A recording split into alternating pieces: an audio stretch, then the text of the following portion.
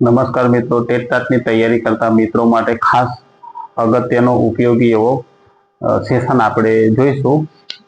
કેળવણીના હેતુઓ ટેટટાટની પરીક્ષા માટે ખાસ ઉપયોગી છે.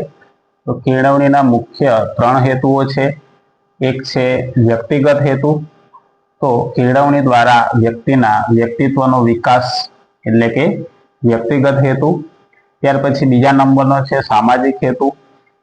વ્યક્તિનો સામાજિક વિકાસ કરવો, તેની સાથે સાથે જાતિ નહીં પરંતુ રાષ્ટ્ર અગ્રેસર છે તેવી ભાવના કેળવવી. ત્યાર પછી ત્રીજા નંબરનો હેતુ છે વિશિષ્ટ હેતુ. તો વ્યક્તિનો વ્યવસાય વિકાસ કરવો.